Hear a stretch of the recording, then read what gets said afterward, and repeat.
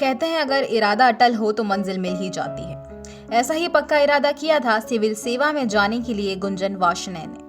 भारतीय राजस्व सेवा 2010 बैच की अधिकारी और वर्तमान में joint commissioner income tax Gunjan Varshney उदाहरण है उन युवाओं के लिए जो सिविल सेवा में जाना तो चाहते हैं लेकिन एक दो नाकामी के बाद ही हार मान लेते हैं। गुंजन वार्ष्णेय ने जब सिविल सेवा में जाने का इरादा किया तो वह MBA कर चुकी थी और अच्छी खासी नौकरी भी कर रही थी, लेकिन मन में पिता मुक्तेश वार्ष्णेय की तरह IAS अफसर बनने का सपना था। 2 बार नाकाम होने के बाद तीसरे प्रयास में उन्हें सफलता मिली और वह IRS के लिए सिलेक्ट हो गई। भले ही वह IAS अफसर नहीं बन पाई, लेकिन IRS अफसर बनकर भी वह संतुष्ट हैं। वह कहती हैं कि हार नहीं माननी चाहिए, चाहे मुश्किलें कितनी भी हों। मध्य प्रदेश के ग्वालियर की मूल निवासी गुंजन वार्ष्णेय आज अपनी सफलता से खुश हैं और इसका पूरा श्रेय वह अपने पिता और मां को देती हैं। वह अपने आप को खुशकिस्मत मानती हैं कि उनके जीवन में पिता IAS अफसर तो उनके पति IPS अफसर सिद्धार्थ बहुगुणा हैं। वे अपने आप को खुशकिस्मत मानती हैं कि उनके जीवन में पिता IAS अफसर तो उनके पति IPS अफसर सिद्धार्थ बहुगुणा हैं। तो चलिए मुलाकात कीजिए joint commissioner income tax Gunjan Varshney से। नमस्कार, मैं हूं जुबैर कुरैशी और आप देख रहे हैं टी टाइम में आज हम आपकी मुलाकात कराने जा रहे हैं इंडियन रेवेन्यू सर्विस 2010 बैच की यंग और इंटेलिजेंट ऑफिसर गुंजन वार्ष्णेय जी से, जो वर्तमान में भोपाल इनकम टैक्स में जॉइंट कमिश्नर के पद पर पदस्थ है। तो मुलाकात कीजिए टी टाइम में गुंजन वार्ष्णेय जी से। बहुत बहुत स्वागत है आपका मैम। Thank you. नमस्कार मैम, किस तरह से जर्नी रही आपकी? आपके फादर IAS ऑफिसर रिटायर हुए हैं, हस्बैंड आपके IPS ऑफिसर हैं, आपने इंडियन रेवेन्यू सर्विस ज्वाइन की, तो क्या सोचती इसके? जैसा कि आपने बोला कि फादर मेरे इंडियन एडमिनिस्ट्रेटिव सर्विस से रिटायर हुए हैं, तो घर में शुरू से ही माहौल था सिविल सर्विसेज का और बातें भी उसी से रिलेटेड होती थी, एडमिनिस्ट्रेशन से रिलेटेड, तो एक बैकग्राउंड मिला हुआ था। तो ये था कि एंड फादर हमेशा चाहते थे कि मैं अपीयर करूं सिविल सर्विसेज एग्ज़ाम्स में, and he motivated me a lot. और सपोर्ट रहा पेरेंट्स का, धीरे धीरे इंटरेस्ट बना। शुरू में नहीं था सिविल सर्विसेज में, when I was growing up, तो late 90s and early 2000s जो हमारे कॉलेज थे, तो मैं 2001 से 2005 के बीच में कॉलेज में थी, तो उस टाइम पे प्राइवेट सेक्टर का बहुत ज़्यादा चार्म था। तो everybody was going into corporate sector, everybody was doing MBA। तो मैंने भी MBA किया था ग्वालियर यूनिवर्सिटी से, और मैं भी प्राइवेट सेक्टर में जाना चाह रही थी, लेकिन एक आध साल जब मैंने काम किया, देखा, तो उसके बाद मुझे लगा कि नहीं, सिविल सर्विसेज देनी चाहिए। फिर मैंने प्रिपेयर किया, थोड़ा टाइम लगा, मुझे 3 अटैम्प्ट्स लगे क्लियर करने में। फिर फाइनली 2010 में मैं सिलेक्ट हुई सिविल सर्विसेज में। गुंजन मैम अभी वर्तमान में भोपाल में जॉइंट कमिश्नर इनकम टैक्स में पदस्थ हैं, और किस तरह का एक्सपीरियंस रहा? क्योंकि चूँकि इनकम टैक्स जो ऑफिसर है उसका नाम सुनते ही, चाहे बड़े से बड़ा अधिकारी हो या बिजनेसमैन, सब खौफ खाते हैं। तो किस तरह का एक्सपीरियंस रहा आपका?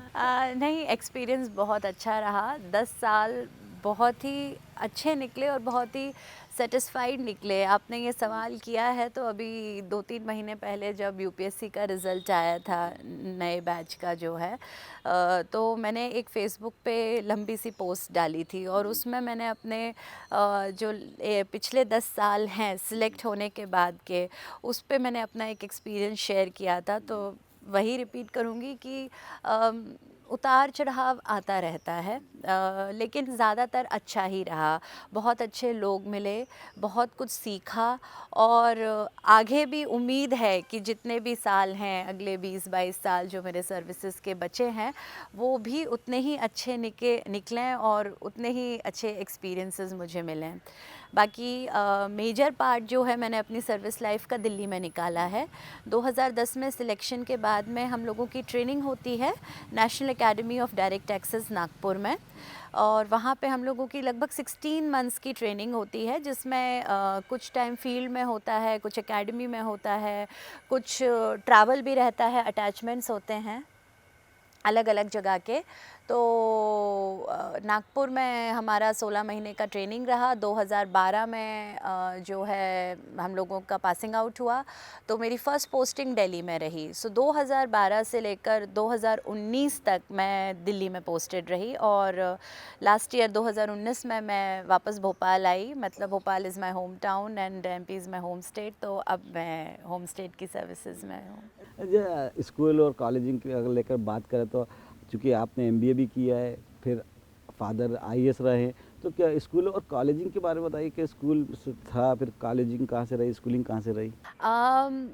चूँकि जैसा आप बोल रहे हैं फादर सर्विसेज में थे, मेरे फादर 79 बैच के state administrative services promoted to IAS 91 batch हैं, और जगह जगह हम उनके साथ में घूमे हैं। जब वो एसडीएम थे, एडीएम थे, तो काफ़ी सारी जगहों पे रहे। शाहजहाँपुर, धार, रायसेन, सागर, भोपाल में भी स्कूलिंग रही।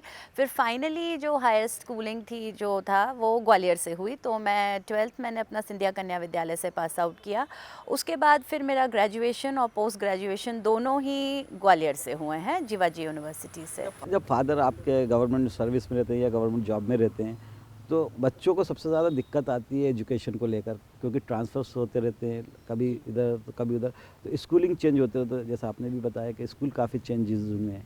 हाँ, वो थोड़ी सी दिक्कत होती है कि आपका जो है चेंज होता रहता है, आप नए लोगों से मिलते हैं, ये एक चार्म होता है, नई जगह देखते हैं, नए फ्रेंड्स बनाते हैं। पर एक्चुअली ना उस टाइम पे हो जाता था। मुझे लगता है अब चीज़ें थोड़ा ज़्यादा बदल गई हैं, अब स्कूलिंग में भी बहुत लोड आ गया है, एक्स्ट्रा करिकुलर एक्टिविटीज़ का बहुत प्रेशर हो गया है। उस समय नहीं होता था, हम एक कॉन्वेंट से दूसरे कॉन्वेंट में चले जाते थे और अच्छा लगता था, पता नहीं चला उस टाइम पे। जो है छोटे भी थे तो उतना समझ भी नहीं था। पर मैं देखती हूँ कि हाँ, आज के कंटेक्स्ट में और हम पुराना देखें तो मुझे लगता है चीज़ें बहुत बदल गई हैं। शायद अब हमारे बच्चे होंगे तो शायद हम उनको इतना फ्रीक्वेंटली स्कूलिंग ना चेंज कर पाएँ। मैं अपने बैचमेट्स को देखती हूँ तो वो हमेशा चिंतित रहते हैं इस चीज़ में कि कहीं ट्रांसफ़र हो गया तो कैसे स्कूल चेंज करेंगे, कैसे नया माहौल में बच्चे को ढालेंगे। हमारे टाइम पे नहीं होता था, अभी थोड़ा माहौल बदल गया है। It was easy at that time. अच्छा, आप क्या ये मानते हैं कि जब पेरेंट्स गवर्नमेंट जॉब में रहते हैं तो सबसे ज़्यादा बच्चे सफ़र करते हैं स्कूलिंग को लेकर, क्योंकि जाहिर सी बात है कि ट्रांसफ़र्स होते रहते हैं, तो जब ट्रांसफ़र्स होते हैं तो स्कूल भी चेंज होते हैं बच्चों के, फ्रेंड्स पुराने छूटते हैं, फिर नए फ्रेंड्स बनाना, फिर नए क्लास स्कूल, नया कोर्स, नई चीज़ें, नया माहौल। नहीं, मैं वही बोल रही हूँ कि अगर हम आज की स्कूलिंग में देखें तो एक्चुअली बच्चे सफ़र करेंगे। अब ज़ाहिर तौर पर डिफ़िकल्ट है, अगर स्कूलिंग चेंज होती है तो बहुत सारी चीज़ें चेंज हो जाती हैं, तो अब हम इतना फ्रीक्वेंटली नहीं कर सकते चेंज बच्चों का जो है, तो वो स्टेबिलिटी अब ज़्यादा ज़रूरी है। उस टाइम पे नहीं होता था। मैं आज से 25 साल पहले की बात कर रही हूँ और उससे भी पहले की, तो तब इतनी मुश्किलें नहीं आती थी, कोर्सेज़ भी इतने डिफ़िकल्ट नहीं थे। हाँ, जब हायर एजुकेशन का टाइम आया, जब लगा 9th से 10th के बीच में कि नहीं, अब बच्चों को स्टेबिलिटी चाहिए, बिकॉज़ वो एक टाइम होता है जब आप अपने करियर के पर्सपेक्टिव से सोचने लगते हैं। तो उस टाइम पे तो फिर हमारे फादर ने भी हमको एक जगह पे सेटल कर दिया था और वो ट्रांसफ़र होते रहे। उसके बाद वो उनका ट्रांसफ़र्स तो तब भी हुए, बट ये था कि मैं मेरी सिस्टर, मेरी एक छोटी सिस्टर है, तो मैं, मेरी सिस्टर और मेरी मदर, हम लोगों को ग्वालियर में उन्होंने सेटल कर दिया था। अच्छा मैम, सबका एक ड्रीम्स रहता है कि हम जब छोटे रहते हैं, जैसे वो गाना है कि पापा कहते हैं बड़ा नाम करेगा, मेरा बेटा मेरा बड़ा नाम करेगा, वो जो सॉन्ग्स है, तो जब बच्चे रहते हैं, हम छोटे रहते हैं, सबकी एक होप रहती है कि हम बड़े होकर ये करें, कोई आईएएस ऑफिसर बनना चाहता है, कोई आईपीएस, कोई अलग अलग फील्ड में जाना। तो आपका क्या ड्रीम था? मेरा ये था कि कुछ ना कुछ करना है, एक मतलब इंडिपेंडेंट रहना है, ये शुरू से था। जैसे मैंने बताया कि जब बड़े हो रहे थे, जब वो टीनेज ईयर्स थी या कॉलेज ईयर्स थे, तब कॉर्पोरेट का बहुत चार्म था, तो कॉर्पोरेट में जाने का सोचा था कि एमबीए करेंगे और किसी कंपनी में जाएंगे। लेकिन जब तक पीजी कंप्लीट हुआ तब तक, और देखा जब अपने साथ वालों को काम करते हुए, तो उसमें मुझे लगा कि नहीं, और फिर एक कंपैरेटिव था मेरे पास में कि गवर्नमेंट सर्विसेज में क्या रहता है। तो तब मैंने कॉर्पोरेट तो नहीं किया, फिर मैंने मैं टीचिंग की तरफ मुड़ गई थी और साथ में मैं सिविल सर्विसेज की प्रिपरेशन करने लगी थी। तो मैंने यूजीसी नेट भी क्लियर किया था, मैं मैनेजमेंट की टीचर भी थी, मैंने पढ़ाया भी साथ साथ। जब मैं एक दो साल तो मैंने ऑफ कोर्स फुल टाइम अपना प्रिपरेशन पे दिया था यूपीएससी में, पर जब मेरा सिलेक्शन नहीं हुआ उस टाइम पे तो मैं फिर टीचिंग ज्वाइन कर ली थी। मैंने यूजीसी नेट मेरे पास क्लियर था, तो मैं असिस्टेंट प्रोफेसर हो गई थी प्राइवेट कॉलेज में, एंड साथ साथ कर रही थी। तो अगर यूपीएससी में नहीं जाती तो मैं शायद आज प्रोफेसर होती और शायद कहीं बाहर चली गई होती मे बी। बट ये था कि civil services became a prime goal after a while, and I am lucky कि मेरा सिलेक्शन हो गया और मैं वो कर पा रही हूँ जो मैं करना चाहती थी। चूँकि फादर सिविल सर्विसेज में रहे, स्टेट सर्विसेज में रहे, तो कभी फादर ने आपको इंसिस्ट किया या आपको मोटिवेट किया कि सिविल सर्विसेज बेस्ट बनिस्बत एमबीए या प्राइवेट सेक्टर? हाँ, थोड़ा वो मोटिवेट तो करते थे, उनको ये लगता था कि सिविल सर्विसेज में जाओ, मतलब उनका हमेशा से था। देखिए मैं हम 2 सिस्टर्स हैं, तो मुझसे ज़्यादा कहते थे सिविल सर्विसेज के लिए ट्राई करने के लिए बनिस्बत मेरी सिस्टर के। She is a software engineer और 15 साल से वो भी काम कर रही हैं and she is quite good. तो लेकिन उसको इतना उन्होंने कभी नहीं बोला, तो मे बी वो टेम्परामेंट समझते थे कि ये प्राइवेट सेक्टर में ज़्यादा अच्छी रहेगी और ये शायद गवर्नमेंट कर सकती है। तो दोनों ही जगह अच्छी हैं, हमारे घर में दोनों लोग हैं, मैं गवर्नमेंट में हूँ, मेरी सिस्टर प्राइवेट सेक्टर में है। तो अपनी अपनी जगह दोनों ठीक हैं, ऐसा कुछ भी नहीं है कि ये बेहतर है या वो बेहतर है। बेहतर वो जगह है जहाँ पे आप सेटिस्फाइड हैं, जहाँ पे आप खुश हैं। आपके ऊपर किसकी अमिट छाप है? आप किससे सबसे ज़्यादा प्रभावित रही, पापा से या मम्मी से? एकेडमिकली ऑफ कोर्स फादर से, और मदर का इन्फ्लुएंस ये रहा है कि अगर उनका सपोर्ट नहीं होता तो हम लोग दोनों सिस्टर्स यहाँ तक नहीं पहुँचते, बिकॉज़ इवेंचुअली आते तो ट्रेडिशनल फैमिली से ही थे। 2 बेटियाँ थीं, बेटा तो था नहीं। तो ये रहता था कि लड़कियाँ, मतलब देखिए इंडियन सोसाइटी में प्राइम फोकस रहता है कि शादी करें।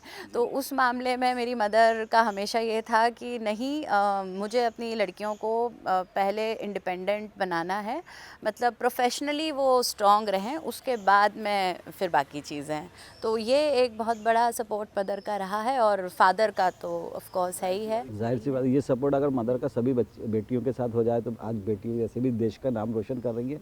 और आप जैसी मदर अगर और दूसरी बेटियों को मिल जाए तो हम कह सकते हैं कि बेटी है, बाकी जैसा कहा जाता है बेटी है तो कल है, तो बाकी बेटी होंगी तो कल होगा। एक बात जो बात करना चाह रहा था कि किस तरह जब आपने ये सिविल एग्ज़ाम्स की तैयारी की, किस तरह की कुछ दिक्कतें भी आती होंगी? जैसे आपने बड़ा 3rd अटेम्प्ट में आपका क्लियर हुआ, आप आईएएस ऑफिसर बनना चाहती थी या कुछ? देखिए ये जो एग्ज़ाम होता है ये कंबाइंड होता है, मतलब इसमें काफ़ी सारी सर्विसेज होती हैं। IAS is one of the services you get selected to through this exam.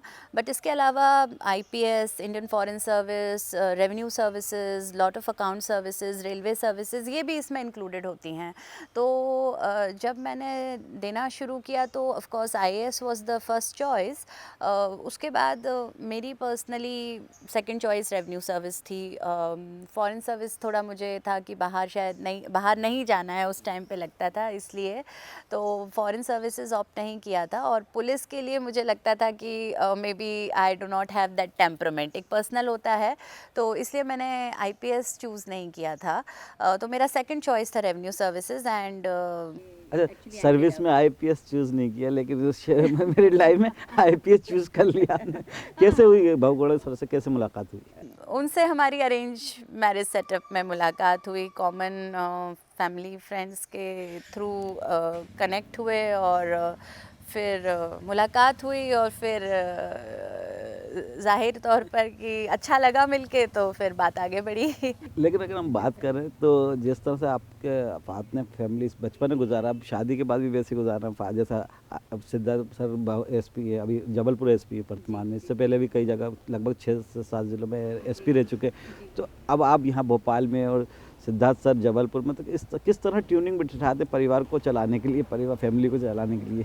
हाँ, ये एक डिफ़िकल्ट पार्ट रहता है और ये सबके लिए रहता है जिसमें दोनों कपल वर्किंग हैं, तो उसमें ये कोऑर्डिनेशन बिठाना पड़ता है कि कैसे मैनेज किया जाए। तो ट्रैवलिंग बहुत रहती है, जो है पहले दिल्ली से ट्रैवल करती थी, अभी आजकल भोपाल से जबलपुर ट्रैवल मैं ज़्यादा करती हूँ, क्योंकि उनका थोड़ा सा क्या है कि 24/7 जॉब है और डिस्ट्रिक्ट छोड़ के वो इतना फ्रीक्वेंटली मूव आउट नहीं कर सकते हैं, तो मैं ही ज़्यादा जाती हूँ ये है, तो ये एक मुश्किल पार्ट है, बट हो जाता है। अच्छा, जैसा कि आपने बताया कि आपकी अरेंज मैरिज है, तो जब आपकी सिद्धार्थ सर से मुलाकात हुई तो आपको उनकी कौन सी अदा, कौन सा स्टाइल पसंद आया कि आपने सोचा कि नहीं यार मेरा लाइफ पार्टनर ये सही है, बिल्कुल राइट पर्सन? सबसे तो मतलब बहुत ही सुलझे हुए हैं और he is a very simple man and he is very positive in life and very God fearing, तो और बहुत ही ग्राउंडेड हैं, तो ये मुझे अच्छा लगा जो है। नहीं, ये तो आपको बाद में पता चला ना कि ग्राउंड नहीं मिले, मुलाकात में भी पता चल जाता है, आप 3-4 बार मिलते हो, आप बात करते हो और इतना टाइम तो निकल ही चुका है, हमने भी निकाला है पब्लिक लाइफ में और लोगों से मिले हैं कि समझ पाते हैं कि अच्छा, आप अपनी कामयाबी का जो श्रेय है, जो क्रेडिट है, वो किसको देंगे, पापा, मम्मी या सिद्धार्थ सर को?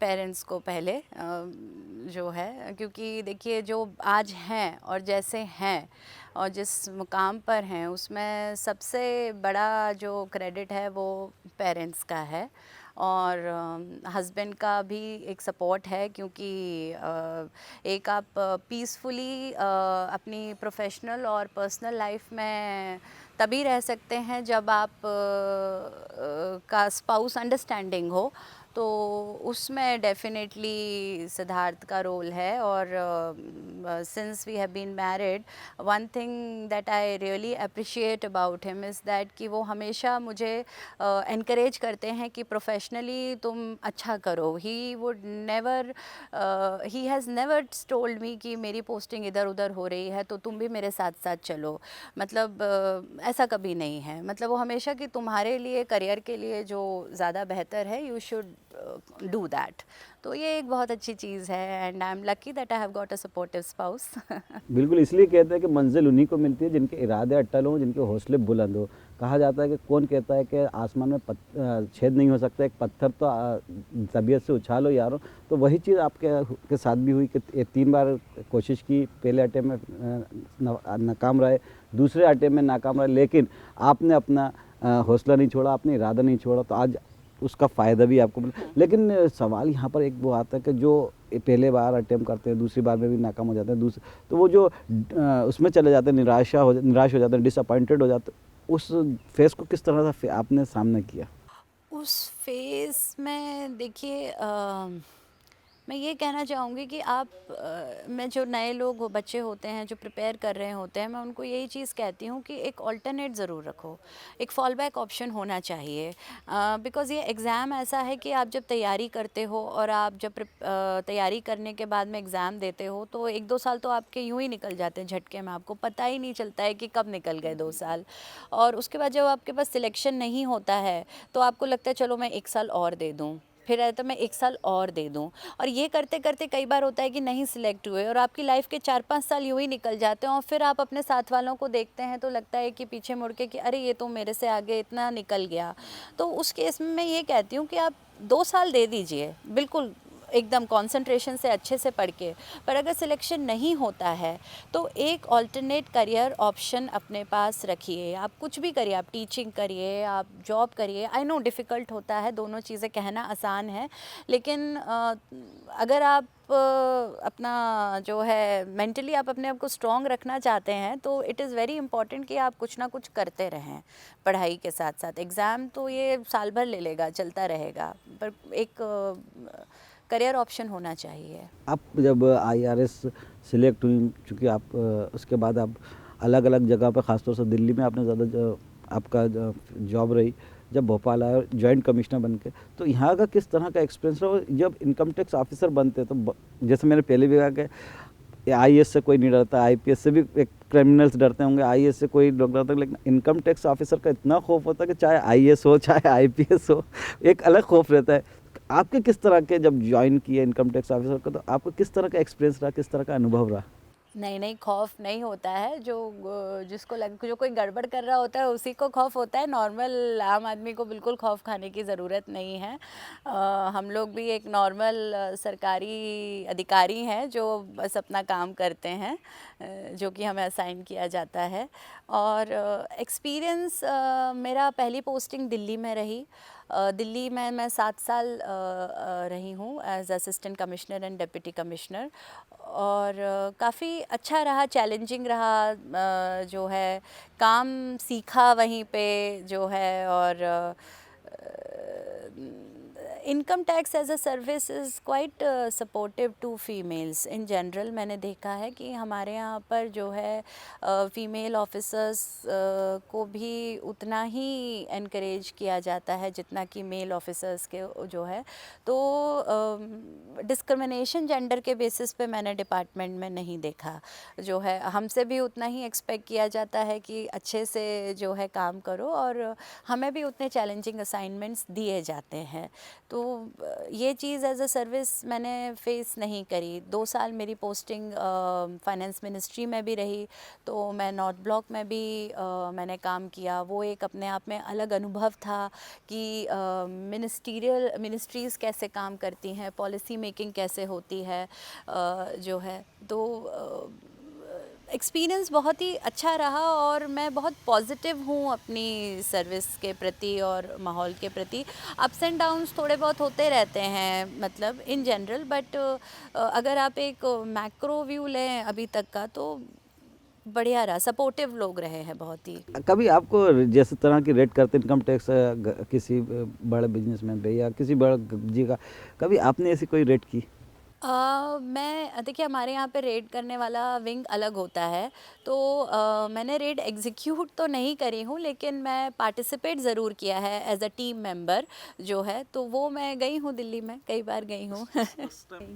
उस समय का जो एक्सपीरियंस होता है वो थोड़ा सा बताइए, किस तरह से जब लोग आपसे आते हैं घबराए हुए रहते हैं, डरे हुए रहते हैं? हाँ, जैसे नॉर्मली सुबह सुबह पहुंच जाते हैं लोगों के घरों में हम कई बार जो है। तो अचानक से लोग सो के उठ ही रहे होते हैं उस टाइम पे, और सामने जो है दरवाजे पे इतने सारे लोग देखकर लाव लश्कर के साथ में कि कौन आ गया। तो वो नेचुरली थोड़ा टाइम लगता है लोगों को समझने में कि क्या होता है, मतलब अचानक से क्या हुआ।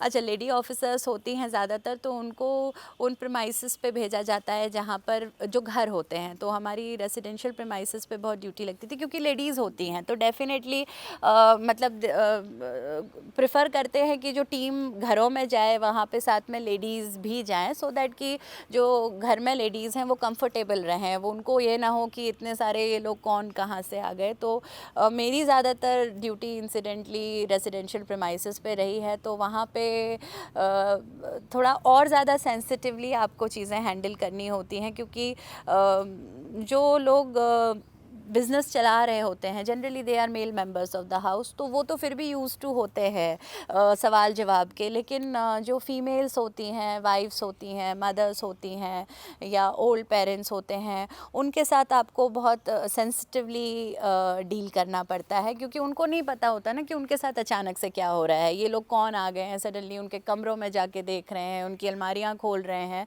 तो वो थोड़ा सा ऑड हो जाता है, लेकिन it's a part of the job, तो करना पड़ता है। बस ये है कि बिना सामने वाले को ऑफेंड किए, परेशान किए जो है, हम अपना काम कर सकें। हमारा रोल ये रहता है कि हम उनको समझा के, बुझा के, और तो ज़्यादातर थोड़ा बहुत देखिए परेशान तो होते हैं, गुस्सा भी करते हैं लोग, रोने भी लगते हैं जो है, लेकिन ठीक है, अब बाद में ठीक हो जाते हैं, समझ जाते हैं। एक आखिरी सवाल आपसे ये है कि जो लोग सिविल एग्ज़ाम्स में आना चाहते हैं, यूथ, या नाकाम हो जाते हैं फर्स्ट अटेम्प्ट में, सेकंड अटेम्प्ट में, फिर चॉइस नहीं रहते कभी, क्योंकि जाहिर सी बात है ज़्यादातर की चॉइस आईएएस ही होती है, फिर सेकंड आईपीएस होती है, देन तो फर्स्ट अटेम्प्ट में भी नहीं, नाकाम हो गए, सेकंड अटेम्प्ट में भी नाकाम हो जाते हैं, फिर वो डिप्रेशन में चले जाते हैं। तो ऐसे यूथ्स के लिए आपका क्या मैसेज है कि किस तरह से तैयारी करना चाहिए, और अगर अटेम्प्ट में नहीं कामयाब हो तो फिर उनको क्या करना चाहिए? देखिए, तैयारी तो ये है कि सब्जेक्ट पे फोकस रखिए, पुराने क्वेश्चन पेपर्स सॉल्व करिए और अपडेट रहते रहिए। आजकल तो जनरल स्टडीज़ स्पेसिफिक हो गया है, तो you should be aware of what is going around you.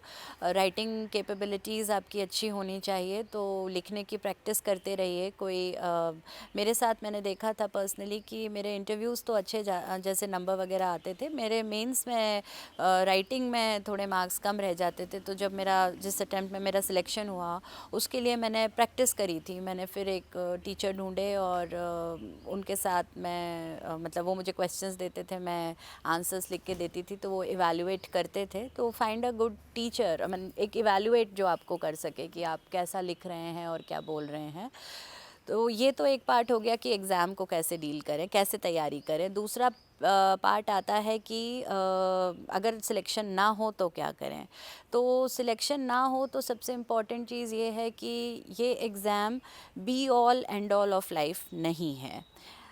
इसके आगे भी बहुत कुछ है करने के लिए, जो है सितारों के आगे आसमां और भी है, अभी इश्क के इम्तिहां और भी हैं। तो क्योंकि अगर आप यहाँ सिलेक्ट भी हो गए और आप सर्विसेज में भी आ गए, तो इसका मतलब ये नहीं है कि आपकी लाइफ के स्ट्रगल्स ख़त्म हो गए। लाइफ नए स्ट्रगल्स हमेशा थ्रो करती है। सर्विस में सिलेक्ट होने के बाद में भी बहुत सारे स्ट्रगल्स होते हैं। ट्रांसफ़र का होता है, फैमिली का होता है, अचानक से आपकी जगह, अब जैसे हमारा और मेरे हस्बैंड का है, फ्रीक्वेंटली ट्रांसफ़र हो जाता है, उनका नेचर ऑफ जॉब ऐसा है। तो प्रोफेशनली भी सेटबैक्स रहेंगे कभी कभी, ऐसा नहीं है कि एकदम सब कुछ परफेक्ट चलता है। तो स्ट्रगल हमेशा रहेंगे और डिप्रेस होने के चांसेस भी आपको मिलते रहेंगे। इसलिए बहुत ज़रूरी है कि एक पॉजिटिव एटीट्यूड लाइफ में हमेशा रखें। और रही बात कि एग्ज़ाम सिलेक्शन नहीं हुआ, तो इसीलिए मैंने जैसा पहले कहा कि एक फॉल बैक ऑप्शन हमेशा रखें। 2 साल आप पूरी तरह से इस एग्ज़ाम को दें, मेरा पर्सनली मानना है 2 साल आप पूरी 100% डेडिकेशन से दीजिए। बट अगर आपका नहीं होता है 2-2.5 साल में सिलेक्शन, 3 साल में 2 अटेम्प्ट में, तो फिर आप अपने लिए एक करियर ऑप्शन ढूंढिए और अपने आप को उस करियर में एंगेज करिए और फिर साथ में एग्ज़ाम देते रहिए। ये मेरा कहना है। बहुत अहम बात कही कि सितारों से आगे आसमां और भी हैं। तो जाहिर सी बात है कि अगर आप फर्स्ट अटेम्प्ट में नाकाम हो गए, सेकंड अटेम्प्ट में नाकाम हो गए, तो अपना हौसला नहीं खोइए। और दूसरे एक ऑप्शनल चॉइस रखिए कि अगर इसमें सिलेक्शन नहीं होता तो दूसरे भी ऑप्शंस हैं, मायूस होने की ज़रूरत नहीं है। अभी हम बात कर रहे थे मैम से ऑफिशियली, लेकिन थोड़ा सा फेमिलियर होने की कोशिश करते हैं मैम। चूँकि दोनों आप अलग अलग सर्विसेज में हो, सर अलग सर्विस में, आप अलग सर्विस में, और अलग अलग जगह पोस्टिंग है, तो ऐसे में आप जो कभी फुर्सत का वक्त मिलता होगा तो किस तरह से उसको आप निकालते हैं? क्या लॉन्ग ड्राइव पे जाते हैं, किस तरह से? मूवी देखते हैं हम लोग।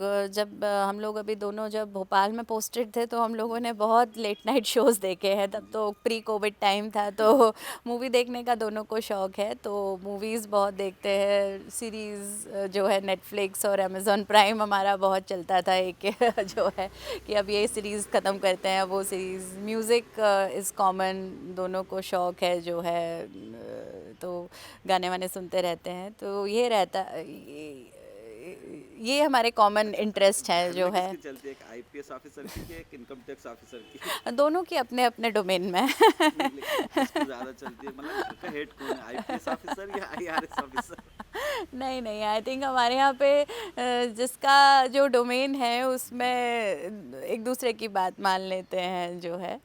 जिसमें मुझे लगता है कि सिद्धार्थ को ज़्यादा पता है, वो सही बोल रहे होंगे, तो मैं उनकी बात पे एग्री करती हूँ। जहाँ उनको लगता है कि नहीं ये ज़्यादा इसको पता है इस चीज़ के बारे में, तो वो मेरी बात मान लेते हैं। बिल्कुल, एक दूसरे के साथ कभी तकरार भी होती है, नोक-झोंक भी होती है, उतना मनाना भी होता था। अगर जैसे सिद्धार्थ सर रूठते हैं तो कौन मनाता है, और आप रूठते हैं तो कौन मनाता मैं ही मनाती हूँ। नहीं, पहले तो हमारे झगड़े बहुत कम होते हैं, क्योंकि इतना कम टाइम साथ में रहने को मिलता है कि अब उसको भी झगड़े में निकाल देंगे तो फिर है? मतलब नहीं है। कैसे मनाते हैं आप? बातचीत करके जो है लॉन्ग ड्राइव चले गए। डिनर विनर तो खैर हमने इतने नहीं किए हैं, लेकिन हाँ ड्राइव पे चले गए, या हमने जैसे कहा ना आउटिंग पे चले जाते हैं, चलो मूवी चलते हैं। मूवीज़ हमारा एक स्ट्रेस बस्टर रहता है। म्यूज़िक हाँ एक लिंक है, तो मूवीज़ हैं। करंट अफेयर्स डिस्कस करते रहते हैं। कभी कभी हमें लगता है कि हम अभी भी अपने यूपीएससी मोड में चल रहे हैं बैठ के। ये अक्सर होता है कि जो है करंट अफेयर्स डिस्कस कर रहे हैं, फिर हमें लगता है, फिर मैं ही कहती हूँ कि अरे हम क्यों कर रहे हैं ये करंट अफेयर्स डिस्कस, हमें कुछ और बात करनी चाहिए। हाँ, अब तो हो ही चुका है जो है। तो इसके अलावा आपके क्या शौक हैं? जब फ्री टाइम मिलता है, सर अपनी जो कहते हैं आप घर पर अकेले रहते आम, हैं, जो ये टाइम मिलता है वो किस तरह मुझे रीडिंग का शौक़ है, तो उतनी रीडिंग तो नहीं कर पाती हूँ, लेकिन फिर भी बुक्स तो बहुत इकट्ठी करती रहती हूँ कि कभी ना कभी पढ़ी जाएंगी, तो बीच बीच में जब टाइम मिलता है तो पन्ने पलट लिए जाते हैं। अभी धीरे धीरे अब हिंदी साहित्य में भी दिलचस्पी बढ़ा रही हूँ, तो अब पढ़ना शुरू किया है। पहले दिनकर को पढ़ा, अब दुष्यंत कुमार की कविताएं मुझे शुरू से बहुत पसंद हैं, तो उनको बीच बीच में पढ़ती रहती थी। और नॉन फिक्शन बहुत पढ़ती हूँ जो है। किताबें सबसे अच्छी दोस्त उसके दोस्त होती हैं, तो किताबें इतना पूरी तरह से अब आजकल पढ़ी नहीं जाती हैं, तो आर्टिकल्स पढ़ते रहते हैं इंटरनेट पे, जो सब्सक्राइब कर रखे हैं काफ़ी सारे तो मैगज़ीन्स वगैरह के, तो आर्टिकल्स वगैरह मतलब पढ़ने का काम मैं करती रहती हूँ। और थोड़ा सा मुझे ये जैसा मैंने कहा मूवी वूवी देखने का शौक़ है, तो मूवी नहीं तो सीरीज़ चलती रहती है या पॉडकास्ट चलती रहती है, मैं अपना काम करती रहती हूँ। इंटरव्यू सुनने का मुझे बहुत शौक़ है लोगों के जो है, क्योंकि आप इंटरव्यूज़ सुनते हैं जिसमें हर तरीके की बात होती है, तो आपको कुछ जानने का और सीखने का मौका मिलता है बड़े लोगों की और बातें सुनकर जो है, तो वो मुझे बड़ा शौक़ है। मैं अपना लगा देती हूँ पॉडकास्ट और मैं अपना काम करती रहती हूँ, and I keep listening to interviews of writers, poets, politicians, journalist. ये मेरा नया शौक़ है। तो बहुत बहुत शुक्रिया मैम आपका हमारे साथ जुड़ने के लिए और अपने अनकहे राज हमारे साथ शेयर करने के लिए, हमारे दर्शकों के साथ शेयर करने के लिए। तो ये थे हमारे साथ joint commissioner Bhopal income tax Gunjan Varshney ji, जिनसे हमने बात की और जिन्होंने कई अहम बातें कही हैं। ख़ास तौर से जो अहम बात कही है, जो सिविल एग्ज़ाम्स की तैयारी करते हैं और नाकाम होते हैं पहले दूसरे प्रयास में, तो उन्होंने कहा है कि इसमें से घबराने की ज़रूरत नहीं है, एक ऑप्शंस रखिए और साथ में कोशिश करते रहिए, क्योंकि मंजिलें उन्हीं को मिलती हैं जिनके इरादे अटल होते हैं, यानी कि इस जहाँ से आगे आसमां और भी हैं। जो दूसरी अहम बात कही कि जब वो खाली वक्त में रहता है तो वो किताबों को अपना दोस्त बना लेती हैं और रीडिंग करती हैं। तो दीजिए इजाज़त, बने रहिए आप हमारे साथ। नमस्कार।